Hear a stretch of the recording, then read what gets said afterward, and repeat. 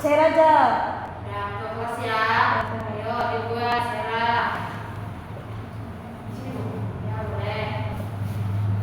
Sebelum kita melakukan proses pembelajaran kita, mari kita sudah menurut persepsi masing-masing mulai. Sudah selesai. Kamu konsen ke depan, sekalian ya, bawa kalian profesional. Baik Bu, waktunya berada pada Garda Pancasila 1, 2, 3. Berdiri ya Bu. Ya, selamat diri ya. Berdiri. 1, Garda Pancasila 1, 2, 3 ya. Garda Pancasila, akulah pendukungmu, patriot proklamasi, sedia berkorban untukmu. Pancasila dasar negara, rakyat adil makmur sentosa, pria di bangsaku. Ayo maju, maju, ayo maju, maju. Duduk ya. Duduk. Sera, Hadir Bu. Bella, Hadir Bu. Alvin, Bu. Arvin, Bu. Amrita. Hadir Bu. Oke, hadir semua kita ya. Hadir Bu. Oke. Kemarin kita belajar apa? Mari kita belajar tentang Fauna. flora dan fauna. Badan fauna. Gimana? Adakah yang tertarik ingin belajar flora fauna lagi? Sebenarnya kita udah tahu gimana itu flora dan fauna, gimana itu sebenarnya ini sendiri sudah mengerti dan Sudah mengerti ya, sudah mengerti ya. Nah, hari ini kita akan belajar tentang konsep dasar geografi. Ada apa ya dengan konsep geografi? Ada yang tahu? Ada berapa konsep geografi? ada 10 Bu. Iya, ada satu ya. Konsep pertama itu adalah konsep lokasi. Yang pertama tadi dibagi menjadi dua, menjadi lokasi absolut dan lokasi relatif. Yang dimana lokasi absolut berarti menunjukkan lokasi yang sudah pasti seperti lokasi suatu objek di permukaan bumi yang ditentukan dengan sistem koordinat garis lintang dan garis bujur. Selanjutnya ada lokasi relatif. Lokasi relatif adalah konsep geografi yang memiliki sifat dinamis dan geografi bisa disebut geografis yang biasanya dikaitkan dengan strategi atau tidaknya suatu tempat. Yang kedua ada konsep jarak.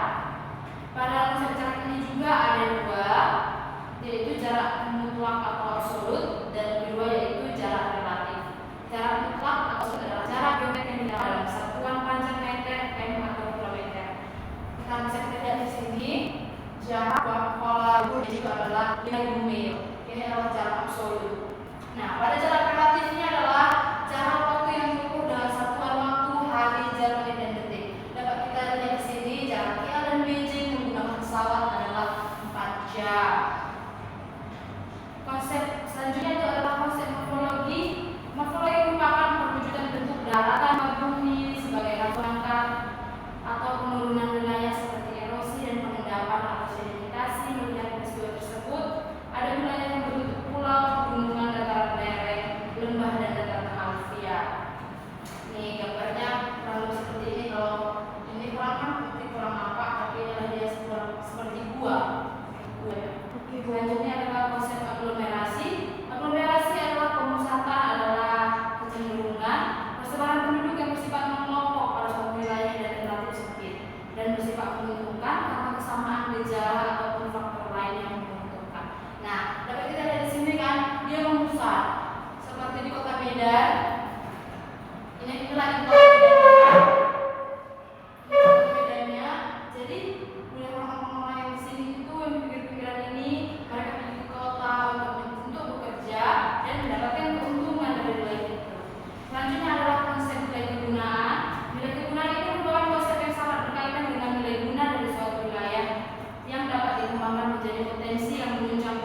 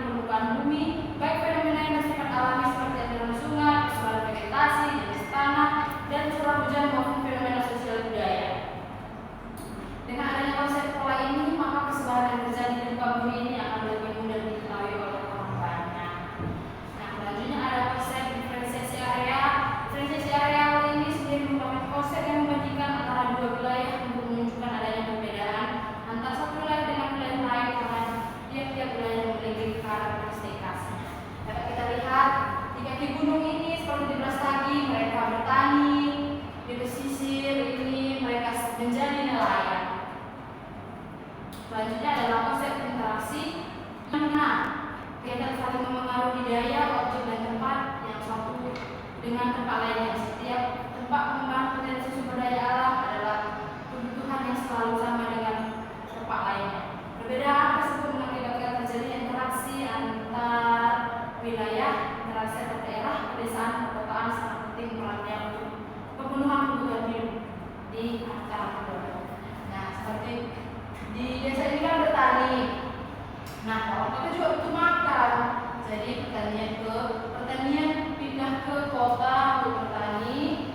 Sedangkan para ini transportasi ini para desa juga membutuhkan kecanggihan teknologi untuk perkembangan pertaniannya.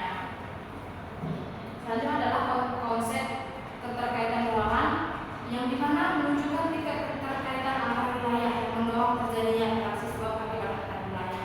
Nah, sebab akibatnya ini seperti banjir di hulu yang menyebabkan hilir menjadi terkena dampaknya seperti itu. Selanjutnya itu adalah konsep keterjangkauan yang dimana interaksi antar tempat dapat dicapai baik dengan menggunakan sarana transportasi umum tradisional ataupun jalan kaki. Oke, apakah ada pertanyaan? Tidak Bu, pas. Oke, kita lanjut ke agar kalian lebih memahami lagi. Ibu ada memberikan tugas. Kalian kerjakan ya. Ibu, ini soalnya gampang, cuma 2 pertanyaan aja. Jadi nanti kalian paparkan ke depan per individu ya. Mau pilih satu kelompok satu orang. Kalau ini kelompok dibagi 2, habis itu ketua kelompoknya yang masih Iya. Berhubungan aja ya. Nih. Cuma 5 menit ya.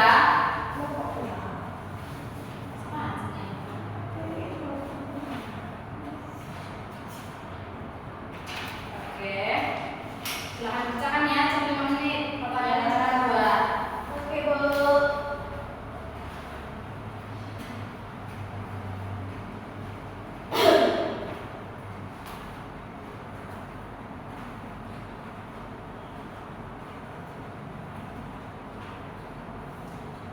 Gak ada yang susah kan?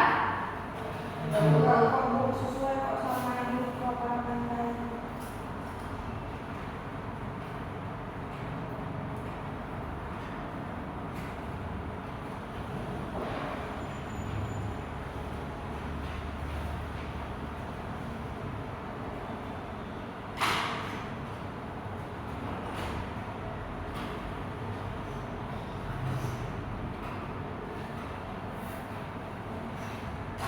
Sudah?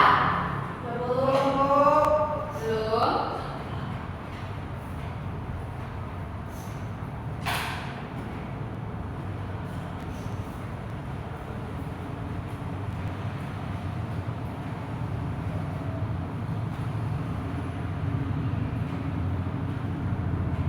Di sini bisa ada kelas. Ada Bu.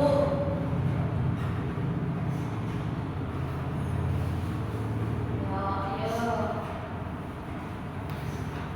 Sudah apa belum? Kelompok 1 Bu. Ya, kelompok 1. Udah siap cari kelompok 1 ya. Ya. Silakan kelompok 1. Oke, maju Bu. Ya, maju di depan.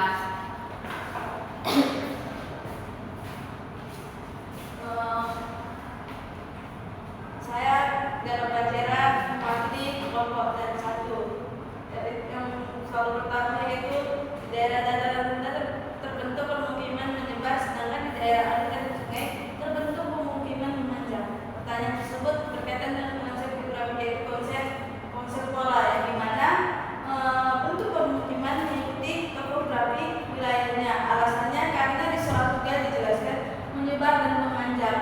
Nah, soal yang kedua itu rumah penduduk Eskimo di Alaska berada di daerah dingin terbuat dari bola-bola es. Berbeda dengan rumah penduduk Asmat di Papua yang terbuat dari kaca Prandia. Konsep geografi yang terkait dengan fenomena bentuk rumah itu adalah konsep diferensiasi area, karena di wilayah yang berbeda rumah yang digunakan atau dibangun juga berbeda sebagai bentuk adaptasi. Sekian dari presentasi saya. Masnya. Oh ya, Makasih ya. Ya, Ayo, nomor 2. Yang nomor 2 silakan. Baik, ini saya dari kelompok 2 akan memperkenalkan hasil diskusi kami yang terdiri dari saya sendiri, ada Amrita, dari kawan saya juga ada di sini. Yang pertama adalah di daerah dataran rendah terbentuk pemukiman minimal, sedangkan di daerah aliran sungai terbentuk pemukiman memanjang. Yang tersebut berkaitan dengan konsep geografi, yaitu kami menjawab yaitu adalah konsep pola, di mana karena konsep pola ini berkaitan dengan penyebar dari pemukiman. Lalu untuk bagian yang kedua, rumah penduduk Eskimo di Alaska berada di daerah dingin terbuat dari balok-balok es, berbeda dengan rumah penduduk Asmat di Papua yang terbuat dari atap bumi. Konsep geografi yang berkaitan dengan fenomena bentuk rumah itu adalah konsep relatif, di mana karena hubungan dengan letak yang berbeda-beda dalam suatu daerah. Baik, terima kasih. Oke, saya meminta bantuan untuk menyimpulkan pelajaran kita hari ini ada berapa aja konsep dasar geografi kita. Ayo, ada berapa konsep geografi kita? 10. Ya, coba disimpulkan dulu, dibantu ibunya. Apa kesimpulan?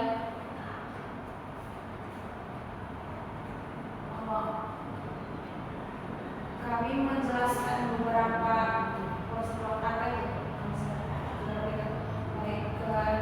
aku mau menunjukkan yang dalam itu konsep geografi itu ada pengembangan dengan konsep lokasi. Konsep lokasi ini terdiri dari dua juga, yaitu lengkap, solo, dan relatif.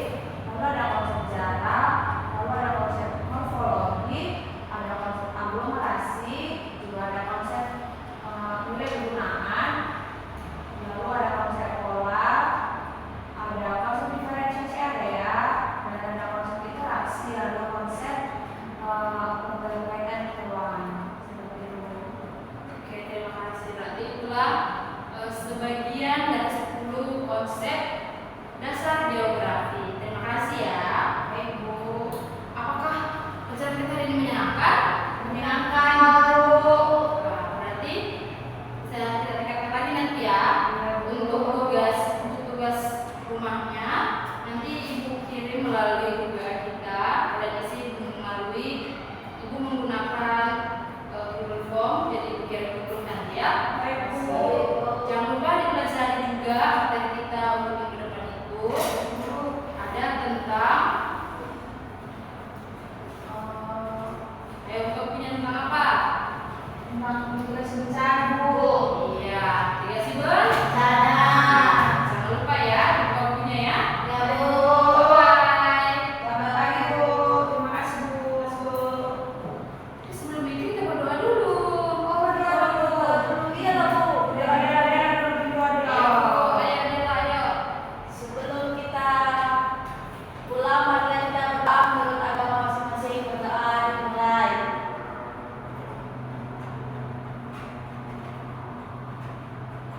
Berdoa